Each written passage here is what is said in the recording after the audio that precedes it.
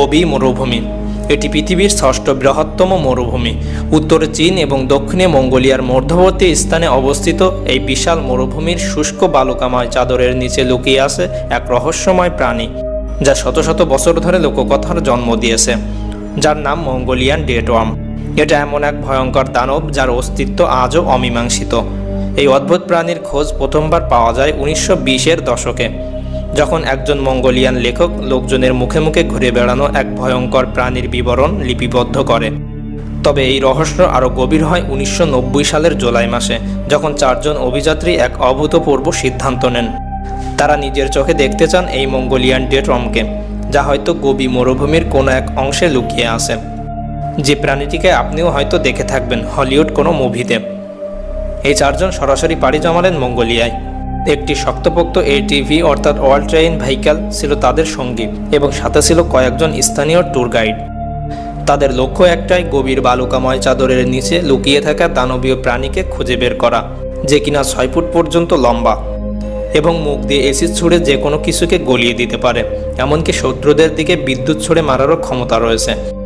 এখন প্রশ্ন হলো, তারা কি আদৌ খুঁজে পেয়েছিল? আর যদি পেয়ে থাকে তাহলে কেমন দেখতে ছিল, এবং এই প্রাণী কি সত্যি আছে? আজকের ভিডিওতে আমরা অনুসন্ধান করব এই রহস্যময় দানবকে।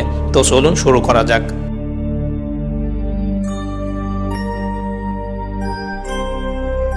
প্রাচীন থিওরি অনুসারে এই রহস্যময় দানবরা সাধারণত দিনের বেলা বালির গভীরে লুকিয়ে থাকে। তবে জুন জুলাইয়ের বর্ষার মৌসুমে যখন গভীর বুকে কিছুটা আর্দ্রতা নামে, তখন এই দানবরা মাটি ফুঁড়ে বাইরে বেরিয়ে আসে। ঠিক এই কারণেই 1990 সালের অভিযাত্রার সময়কালকে বলা হয় একেবারে পারফেক্ট টাইম।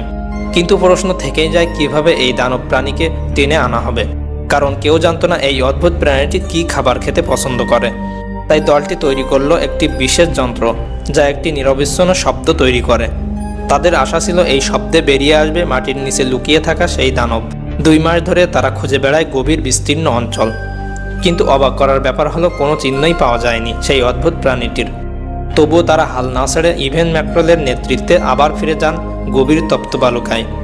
এবার তারা বোমা বিস্ফোরণ করে চেষ্টা করেন প্রাণীটিকে বাইরে নিয়ে আসতে। বিমানে করে গোটা গভীর বুকে তারা চিরুনি তল্লাশি চালায়। তবে এই অভিযানে শুধু তারাই ছিল না, বহু বছর ধরে আমেরিকা, ব্রিটেন, নিউজিল্যান্ড সহ বিভিন্ন দেশের অনুসন্ধানকারী দল ছুটে আসে এই মর্মান্তিক রহস্যের পিছনে। কেউ বা একাই খুঁজতে শুরু করে এই প্রাণীকে, কিন্তু এই সব কিছুর ফলাফল ছিল শূন্য।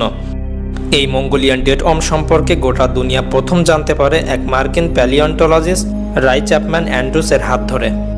অনেকেই মনে করে এই নির্ভীক অভিযাত্রী জনপ্রিয় চলচ্চিত্র ইন্ডিয়ানা জোন্সের অনুপ্রেরণা। 1926 সালে রয় চ্যাপম্যান অ্যান্ড্রুস তার বইতে প্রথমবারের মতো এই প্রাণী সম্পর্কে ধারণা দেন।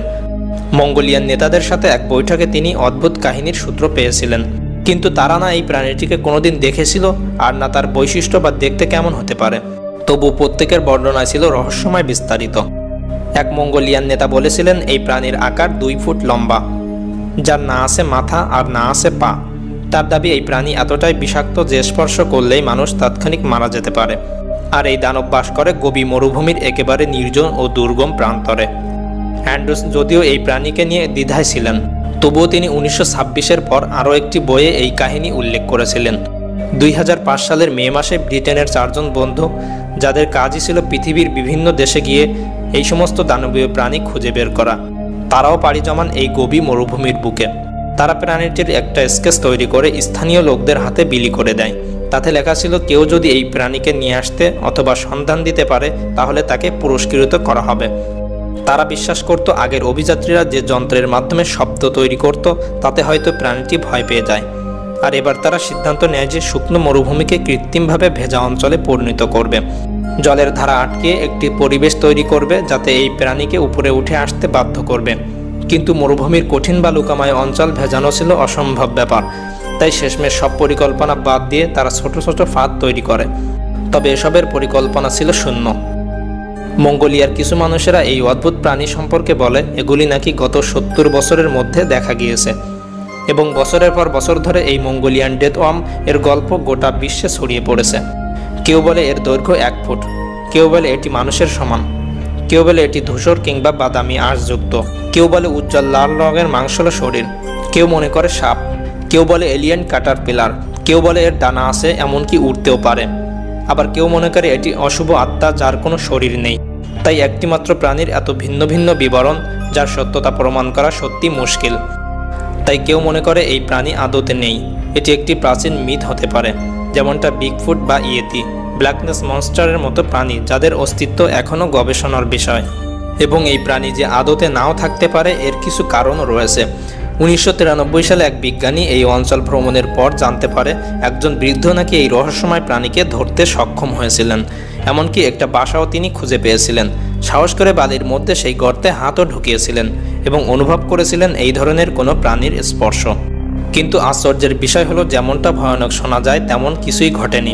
আসলে তিনি যা খুঁজে পেয়েছিলেন তা হলো একটি ডাটারসন বোয়া, এক ধরনের নিরীহ চর্বিযুক্ত সাপ যারা বালি খুঁড়ে চলে এবং অবিষাক্ত।